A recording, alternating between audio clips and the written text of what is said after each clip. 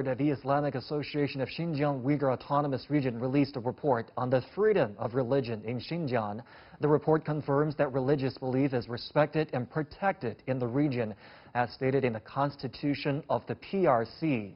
It comes in the wake of accusations from abroad that authorities are depriving ethnic minorities of their religious freedoms, demolishing mosques and forcing residents into what have been termed labor camps. But what do the facts say? Do these accusations have any merit? Joining me for the discussion, Einar Tangen, current affairs commentator, and Weijian, senior research fellow at the Institute of World Religions at the Chinese Academy of Social Sciences. A pleasure to have you on, gentlemen. Professor Li, let me start with you. This is your department. How much do you know about the current situation in Xinjiang when it comes to religious belief? Concerning the Xinjiang's religion issues, there's too many fallacies, liars, and rumors about this. So these rumors, fallacies go on outside of China, especially in Western countries such as the U.S. So we know that this is not a fact. Just as the report said, I can tell 4 dimensions about Xinjiang religious issues. The firstly is the religious freedom in Xinjiang is guaranteed. Secondly, the religious activities in Xinjiang is carried out. And thirdly, the religious extremism and terrorism and firstly, religious communication and exchange are conducted. The first one, religious freedom, was guaranteed by the Chinese law, the Xinjiang local law and regulations.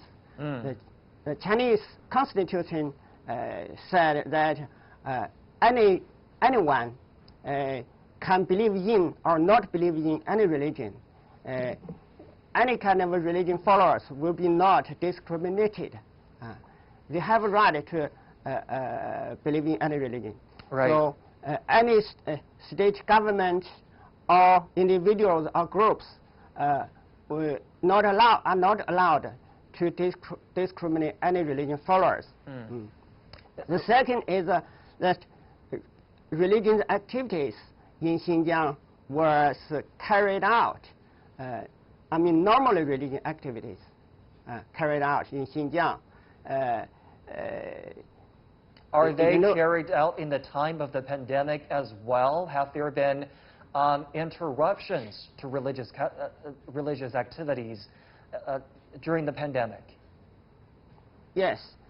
During the pandemic, as we know recently in South Xinjiang, Shufu County, a new eruption of COVID-19, have badly influenced the religious activities. But now I don't know whether or not the church, the mosques there have been closed or still open. But I know outside of Shufu County, such as in Urumqi, in other areas of Xinjiang, the religious venues, all of them are open, work well. So it's not influenced. The religious activities are carried as usual, but there's still some kind of different from before, from without the COVID-19. Mr. Li, I'll come back to you later.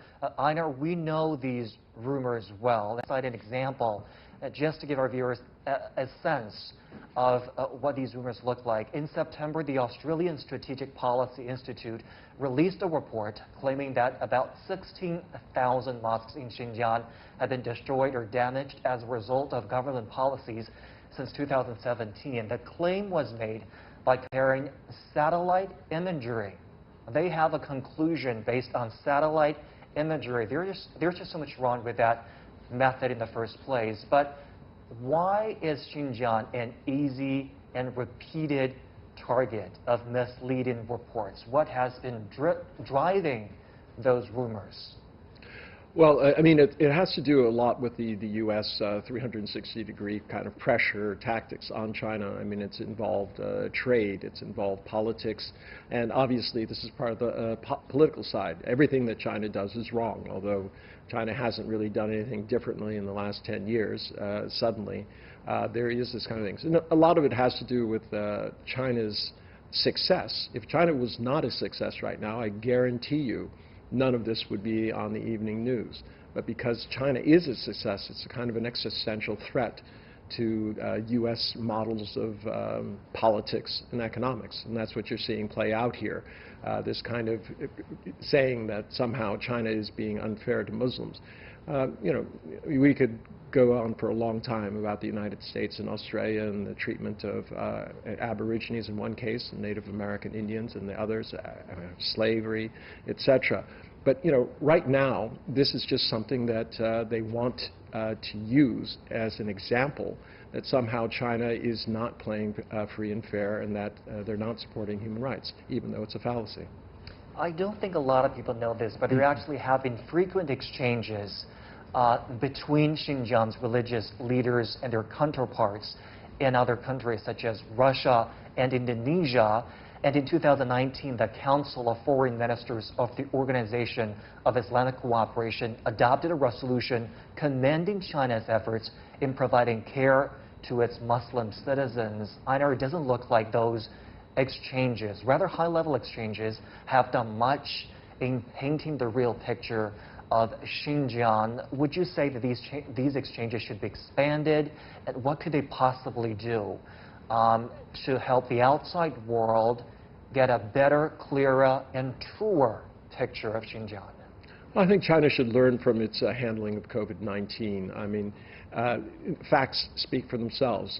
Allowing more international press to come into Xinjiang to see for themselves exactly what's going on. If there are any kind of abuses that are going on, Chinese government is more than capable, as it's shown in its battle against corruption, against the officials who didn't do their job in Wuhan, that they're willing to make corrective action. Doing that and showing that to the world would go a long way towards it.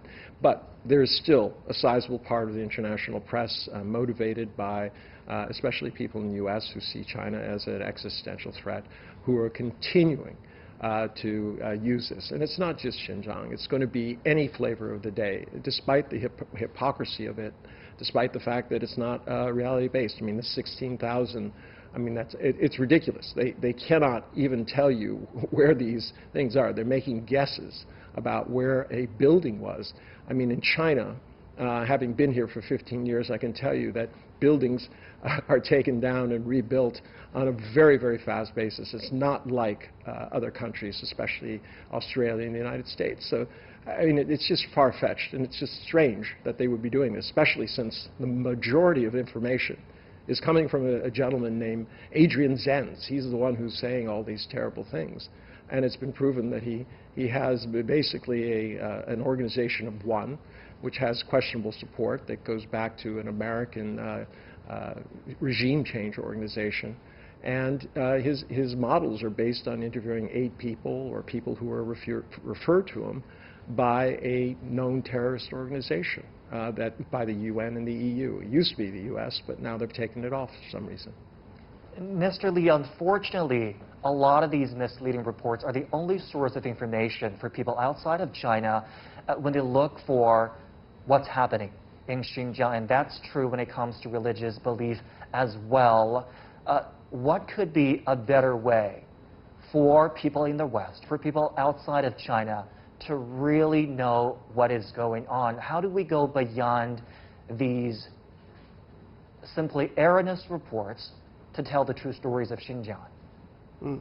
I think the best way is to enhance the exchange and communication between Xinjiang's religious circles and outside religious. We have had those exchanges. We have had those exchanges between religious leaders in Xinjiang and their counterparts in other parts of the world. They haven't really done the job.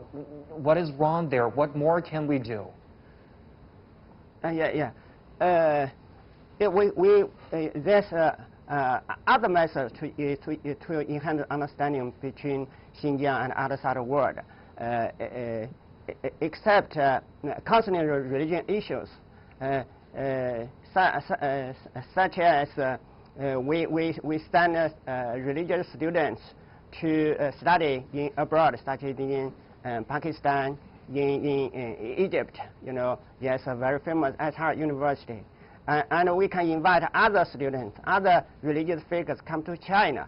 We can hold religious festival programs together to increase the understanding, the religious exchange like that. So this is a good way to let outside world to understand religious issues in Xinjiang.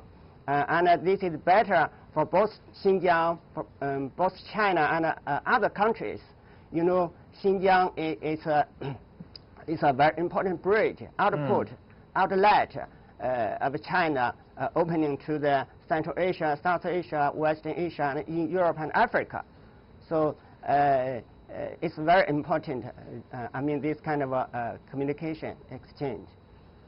Einar, we don't have a lot of time left. Briefly, let's talk about America, where a lot of the criticism on Xinjiang is coming from. Joe Biden has already spoken a great deal about the need to heal American society and also plans to overturn the Muslim travel bans instituted by President Trump. What about Xinjiang? When Biden enters office next year, what's your prediction on his administration's attitude towards Xinjiang? Well, his administration is going to follow the general Democratic line, which is they're going to be very interested in human rights. It's part of the kind of political gambit they're going to be playing. Remember, Donald Trump was pushing the economics. He was pushing, the military side.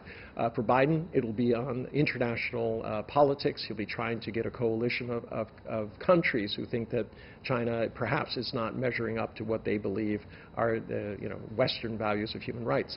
So he needs to. China needs between that time now and that time to shed maybe a little sunlight. I don't know that student and professorial exchanges will do enough. I think you have to invite the press in. You have to let the sunshine in. China has a great story. What they're trying to do in Xinjiang is make sure that the people there have equal opportunities economically. If you don't speak a language where you can get a job, you're not going to get a job. So they're trying to change things there in a positive way, and I think that story needs to be told. And I think the Foreign Ministry has extended those invitations. We'll keep watching when that happens, if the narratives on Xinjiang will change.